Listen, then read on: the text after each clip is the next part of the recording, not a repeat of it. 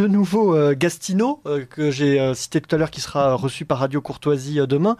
Il dit, il indique la nécessité pour l'Europe, je cite, de se reconnecter à l'énergie spirituelle de ces nations.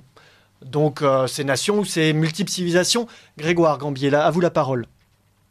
Oui, j'irai un peu plus loin que le camarade Lionel Rondoin, en étant plus radical, donc en allant plus au-delà des Lumières. En fait, c'est la modernité qui est en cause, la modernité dite occidentale, là, pour le coup, puisque si on revient sur le thème de notre soirée, la modernité, que j'ai résumé tout à l'heure, et qui maintenant peut très vite se résumer sur le triptyque universalisme, égalitarisme, moraline. Donc c'est cette modernité, et autant Maffezoli qui a été cité tout à l'heure, effectivement, a disséqué l'avènement d'une post-modernité qui était évidemment la modernité finissante. C'est les lumières s'éteignent, et c'est tant mieux. Ça touche plus loin, c'est au-delà des lumières. Et Maffezoli voyait dans la post-modernité, avec tout ce que ça a évidemment de peu réjouissant, les prémices d'un renouveau plus archaïque, notamment avec le phénomène des tribus qu'il a beaucoup diagnostiqué, enfin étudié et diagnostiqué, les tribus affinitaires, mais ensuite identitaires, et le fait est que le monde qui vient sera plus proche du monde mérovingien que de la Renaissance carolingienne.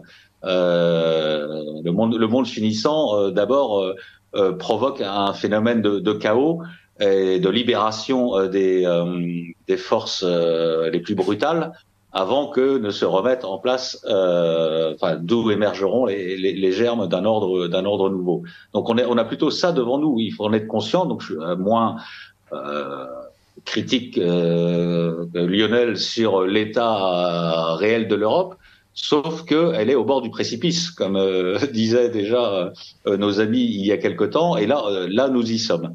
Nous y sommes parce que nous restons englués dans les valeurs de la modernité. Et donc c'est autant la post-modernité est en train d'advenir, autant le post-Occident doit advenir aussi.